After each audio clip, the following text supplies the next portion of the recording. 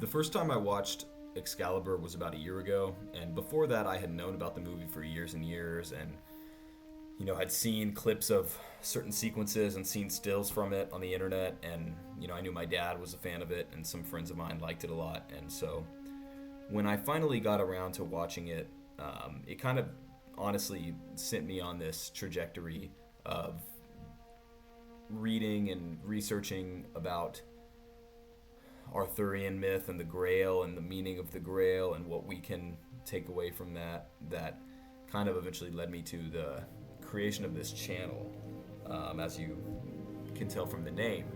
And so this video is not really going to be a review.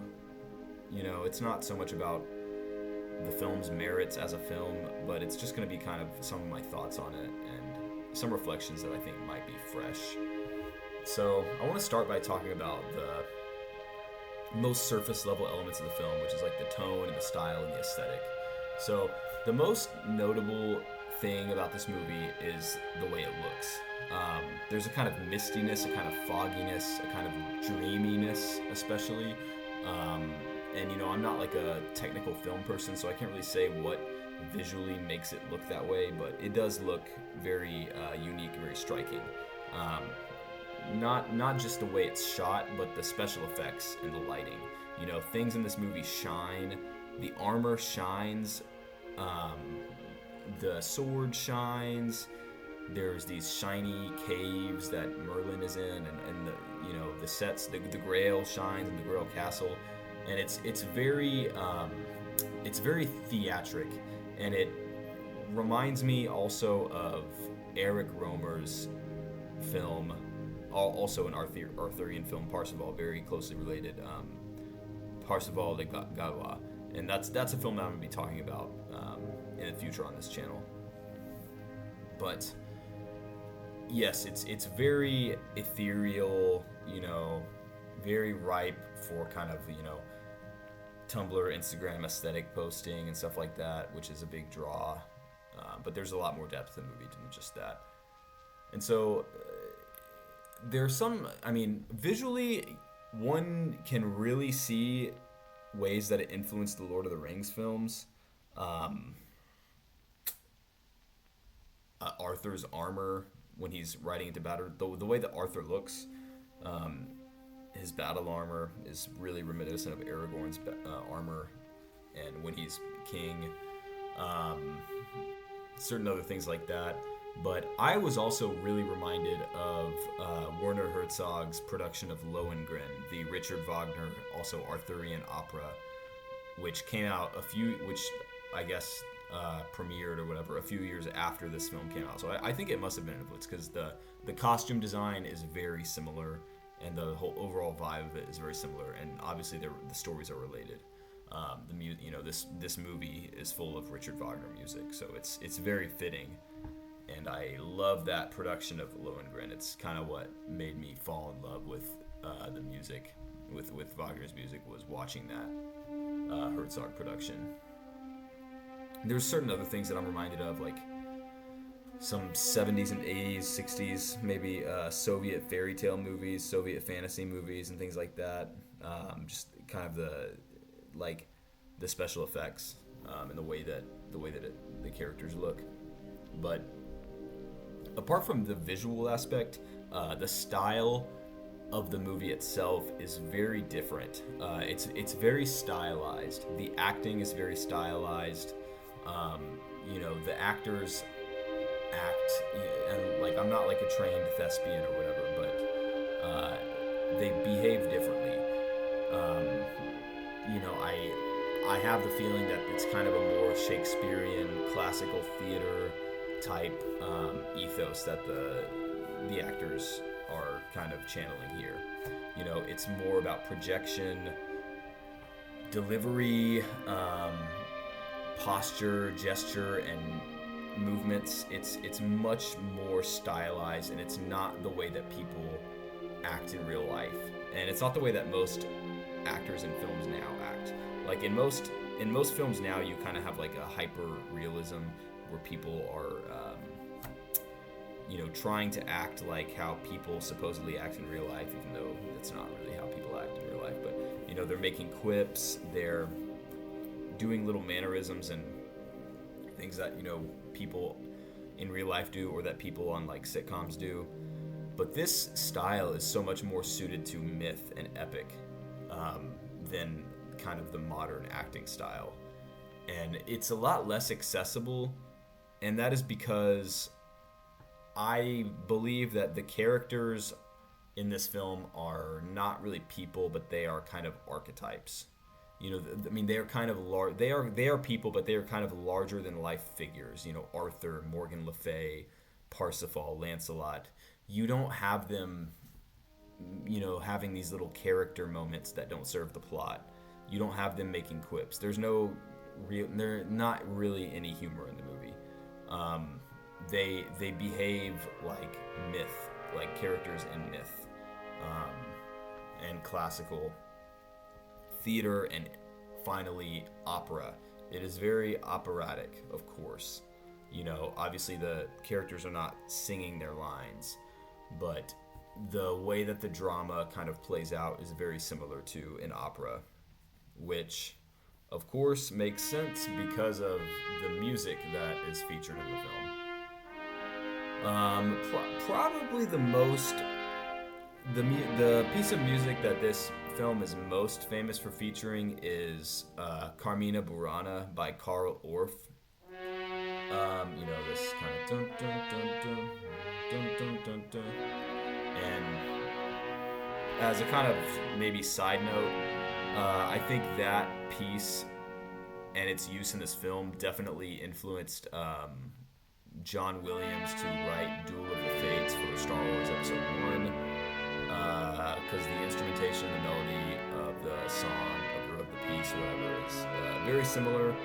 I think a lot of people actually mix the two up, maybe, and kind of conflate them in their head. But there's a lot of cases where like Hollywood composers kind of make their own version of an existing classical piece for a movie and change it a little bit. However, that Carl Orff and that opera is not something I really know all that much about. But what I do know a little bit about is Richard Wagner, and his music plays very prominently in this film. And it's kind of interesting the way that it's used, because the operas from which they took, for this film, they took music from various Wagner operas. There's Siegfried's Funeral March, there's the prelude from Parsifal, there's prelude from Tristan, there's some other pieces.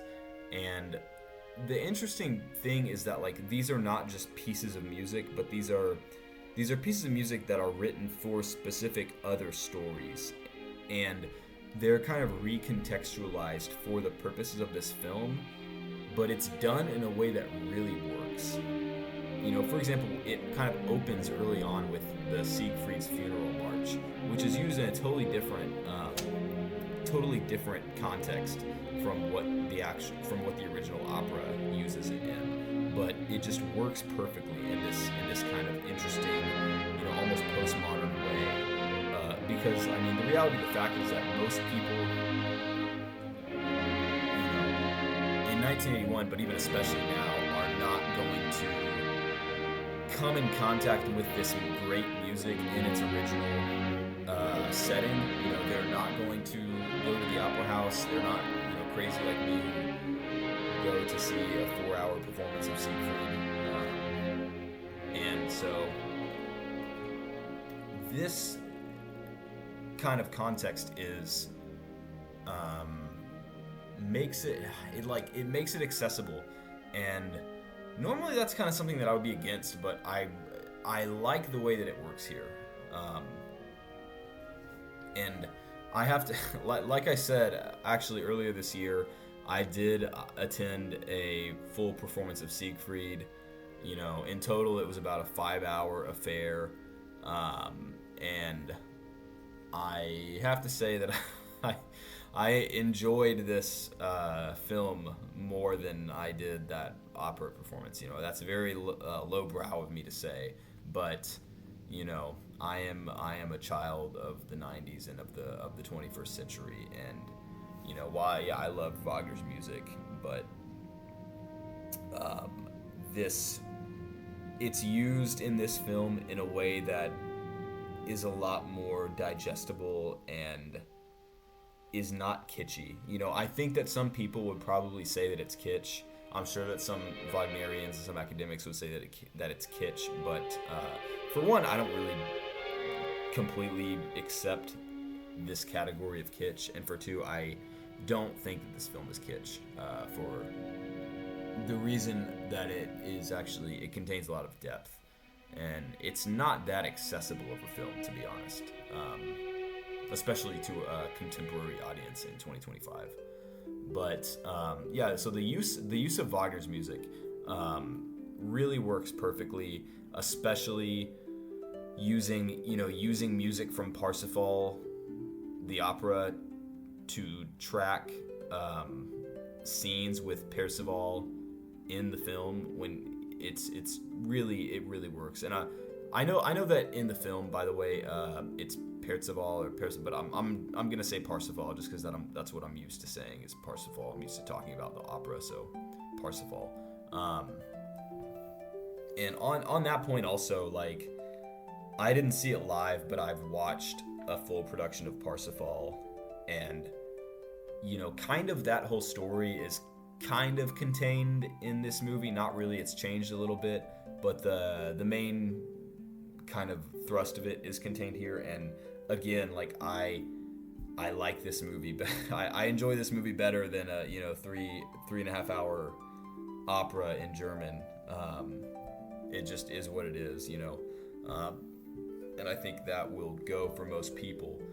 But it's a presentation of ancient ancient ideas that are not just something that belonged to Richard Wagner or to even to Christian de Troyes or to Wolfram von Eschenbach or whatever. So I think I really like the way that this movie is just kind of a vehicle for this this Grail myth, and incorporates Wagner's music into it. And I don't know what he would have thought of it, but the music and the acting style is really like my feeling about it is that it kind of presents the essence of opera for an audience that is not initiated into opera, or is not going to be kind of prepped to appreciate an opera, again, because of the acting style, and just because of the way the plot is structured. Like, it's structured like a myth. It's not it's not like there's these little character moments where it's like A New Hope versus Empire Strikes Back, whereas like in A New Hope, pretty much everything that happens in Star Wars A New Hope is plot driven, whereas in Empire Strikes Back you have all these kind of little side character moments that are just like little opportunities for characterization. Like that doesn't happen in this film. Everything is archetypal, everything is theatrical, everything is about the bigger picture. And so because of that, it's not so much about personality or this kind of like inner emotional realism or whatever that most modern movies and television are done by. So to give a kind of rundown of the plot of the movie, main points, Merlin gets Excalibur from the Lady of the Lake and gives it to Uther Pendragon. Uther has, this kind of series of battles and conquests and allegiances formed, but he ends up betraying his alliance with the Duke of Cornwall out of lust for his wife. And so that is an important theme that is in this movie.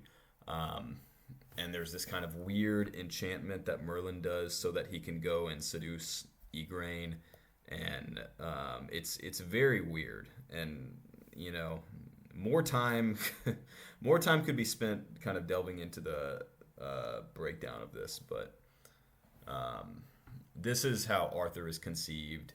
And upon Uther's death, when he's killed, he drives Excalibur into a stone and says, "He who draws the sword will be king," whatever. So Arthur is raised not knowing who he is, common hero trope, and then ends up pulling the sword from the stone. Kind of have the same thing of winning allies like Sir Leundegrance, but through his honor and noble behavior and everything like that, and has Merlin as a mentor. And Merlin kind of teaches him this important thing for the story, that the king and the land are one. We'll have more on that later. So yeah, Arthur establishes Camelot, forms the Knights of the Round Table, and marries Guinevere. And and then with the arrival of Lancelot, there's tension, of course, because of the attraction between Lancelot and Guinevere. Lancelot and Guinevere kind of fall into temptation, and we at this point we're introduced to Morgana, who is Arthur's half sister from what's his name's the guy who his dad cucked.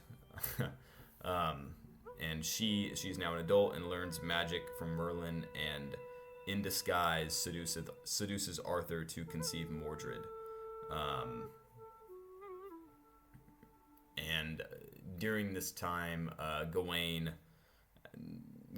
challenges Lancelot to a duel for the honor of... Gawain kind of exposes the affair of Lancelot and Guinevere. And he and Lancelot fight a duel, but they don't fight to the death. But because of... Main point here, because of this seduction of Arthur, he is wounded by his sin, by his lust. And so the land begins to suffer, and the king falls into sickness, and he kind of looks a lot like Theoden from in Lord of the Rings, when he's kind of under the corrupting influence of Grima Wormtongue and Saruman. And then we are kind of introduced to the Wasteland, which is the land that is sick as a result of the kind of sickness and spiritual woundedness of the king. And so the knights embark on a spiritual quest for the Grail to heal the king, and most of them die along the way, or fail, or get, black-pilled, get hopeless, lose hope. But Parsifal kind of perseveres and achieves the Grail after 2 attempts, asking the correct question: whom does it serve? It serves you, my lord, Arthur. And then he brings the Grail to Arthur, and lets him drink from it to heal him. And meanwhile, Arthur's son, Mordred, kind of becomes evil. He's growing up with his mother, who is the evil Morgana. And I'm just trying to think. I just watched this movie the other day, but I should have taken better notes. But anyway, there's this kind of he arrives and challenges Arthur for authority. Lancelot returns to fight for Arthur, but dies from his wounds. And Arthur slays Mordred in the final battle, but is wounded mortally. And Parsifal returns Excalibur to the Lady of the Lake, and Arthur is carried off into to the sea, to Avalon, by boat. And really, I think Parsifal is kind of the soul of the movie. He perseveres spiritually and achieves the Grail, and in so many ways, in so many symbolic kind of dimensions, like when he first arrives to the Grail, Morgan Le Fay tries to seduce him, and there's this scene where she's like, what does she say? There is no Grail, have me instead. Um, and we can apply this to so many things, right? Um, Arthur, we can think of Amfortas in the other story, Parsifal, the Wagner opera, or the Wolfram von Eschenbach, the Fisher King. This wound that comes from falling to lust, and Parsifal is the one who redeems it, thus kind of healing the land and thereby healing the king. So there's so much depth to this movie, and there's such sex and eroticism in a way kind of plays a really major role, but it's not. It's like, obviously there's some really erotic sex scenes in the movie, like between Lancelot and Guinevere, and between Uther and the woman in the beginning the woman who he seduces, and they have beautiful women cast and getting naked in the film as par for the course for these kind of era of fantasy movies. But one of the major themes, as a matter of fact, is like the pitfalls of lust, and how I don't know, like how falling into lust is spiritually poisoning and bad for the order, bad for the land, bad for everyone around you. If when you are in the position of a leader, like a King Arthur type figure or an Uther Pendragon, and we can connect this back to stuff like King David and King Solomon and everything like that. But and this is connected with Arthur's role as he is kind of supposed to redeem his father, which is interesting because his father was a very powerful warrior and king and everything like that, but fell due to his weakness and lust. And Arthur has a similar fall but is redeemed. And this it's for my reading of the film, or my understanding of the film, like, the most important thing is order. And it's kind of like that Arthur represents benevolent natural order as a king, benevolent authority, the benevolent masculine principle. Excalibur is the manifestation of that and kind of a legitimizing factor of that for him. Because not just anybody could take it and use it, and it's a sword, and you can either do good or bad with a sword, right? And it's obviously there's like this kind of phallic imagery with the sword everybody knows about, but it's like this connection with the land. The king and the land are one. And you see the color green pop up a lot in the film, and especially with the sword. The sword glows green when it appears. And my reading of this, at least, is that green, it symbolizes nature, and it symbolizes the natural order, which the sword represents and kind of enables, right? And also but there's also this element of envy, also magic and mysticism, and the film was shot in maybe Ireland or England, British Isles. It's very green, obviously, and that's kind of another theme that is really interesting in this film, is this kind of juxtaposition of Merlin and his tradition and his world with the Christian God and the Christian religion. I mean, explicitly, the king and the people in the land are Christians. At the wedding of Arthur, there's this chant of Kyrie eleison. Um, there's liturgical stuff happening in the film. There's priests. There's invocation of Christ, of Saint George, Saint Michael, um, and Merlin. Merlin is a sorcerer, and he is talking about how his ways are going away. The old gods are leaving, the old ways are dying, and so on. And so there's this kind of magical, kind of dark magical, wild quality there, untameness with Merlin, Morgan Le Fay, and it's hard to really think. It's hard to really kind of tell how much the director and screenwriters thought about the symbolism and the role there, because there is, and from my perspective, there's kind of some confusion at play there. But Merlin, the role of Merlin in this film is really strange and really kind of hard to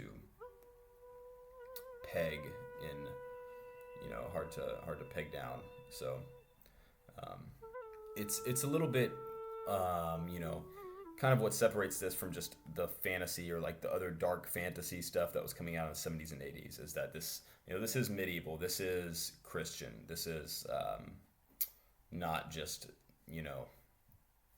swords and sorcery and everything like that. There is more traditional foundation here in terms of the religion and the literature that it's drawing on. But it's not really in a way that most people would be able to relate to. It's not a personal kind of Christianity that is presented in the film. It's just sort of it's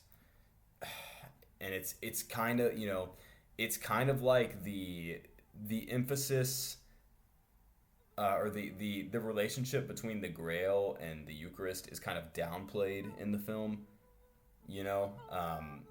It's not really touched on that much. Like it is obvious, but it is kind of downplayed and kind of desacralized a little bit. It's kind of made more into a, I don't know, it's kind of read more in like a Jungian way, I guess you could say. But that's not only unique to this film, but a lot of people have, different readings of Parsifal and Le Morte d'Arthur and all these kind of stuff people are reading, trying to de-emphasize the Christianity in it, but it's there.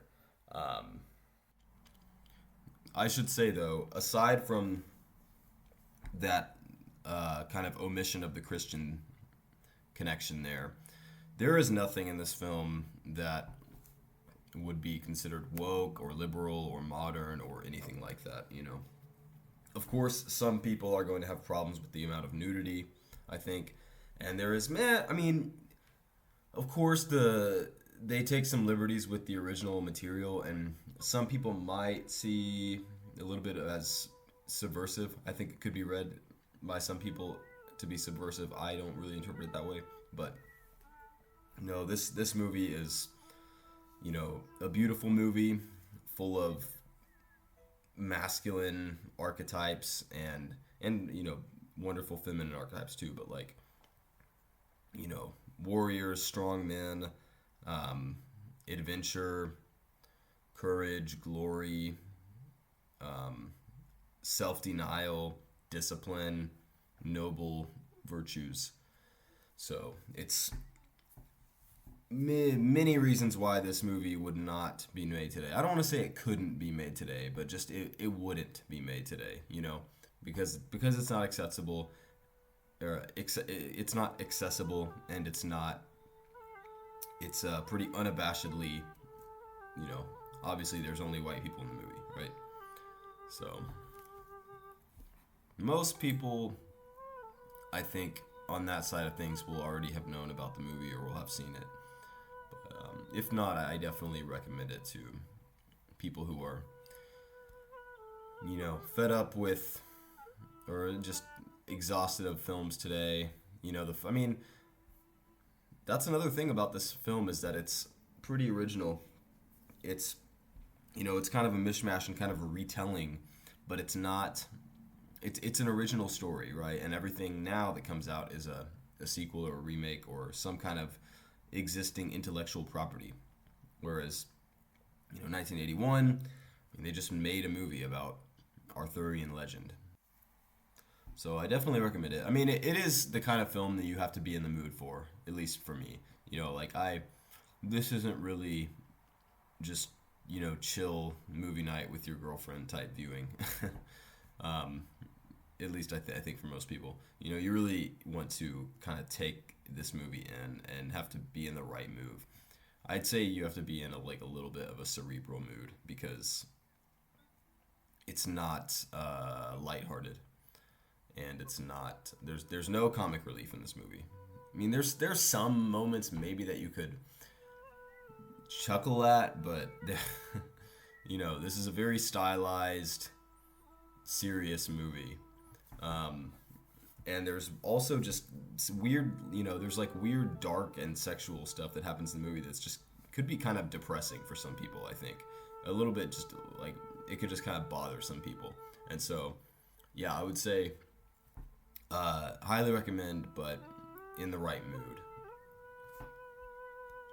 And when you watch it, depending on who you are, where you're at in your life, what other, how much you know about the kind of related source material, you can read the film in like a number of different ways. Like you can perceive it as kind of purely archetypal, especially the part with Parsifal and his quest, and get a lot from it. At least I did, for sure. I found it very cathartic and inspiring and everything like that. So there's lots of good lessons, and I think it's one of those films that, depending on the age you're at, you go back and watch it, you realize different things and take different things away from it. And I think it's especially a movie for men. I mean, of course there's going to be some girls, some women liking the movie and stuff like that, but especially nowadays. I mean, I know that like when it came out, my grandma and grandpa went to go see it in the theater, but like I said, it was just a different time. Like stuff like this was popular at the time, whereas now, fantasy, science fiction, mythological stuff is not. I mean, it is in the mainstream, but it has had to become really lame in order to become mainstream. Like I mentioned, like you would need to have ironic quips and stuff like that. But I think for men, this is a great movie for young men, for men who are fathers, for men who maybe want to become fathers. Yeah, there's a lot of stuff in here to think about. And there's so many layers when you compare it with other stories and compare it. You compare it with Lord of the Rings. You compare it with, and that's kind of the other thing with this and something like Wagner's Parsifal is like this. This is a lot more accessible story wise, plot wise for the average person will be able to understand kind of the point of it. Whereas Parsifal is a lot more complicated. There's a lot more nuance. It's a lot less black and white, and more kind of philosophical underpinning that's on the surface. Whereas here, it's it is for the public, which is a good thing. But I guess that's about all I have to say for now about the movie. And like I mentioned, I'm going to do some more stuff about related works. Eric Romer's movie. Probably also make a video about this book, Male Myths and the Grail. So, yeah, this was kind of the first long form, just riffing on a specific book or movie video that I've done. And it's going to be a trial and error experience. Maybe next time I'll take more notes. So, thank you for watching.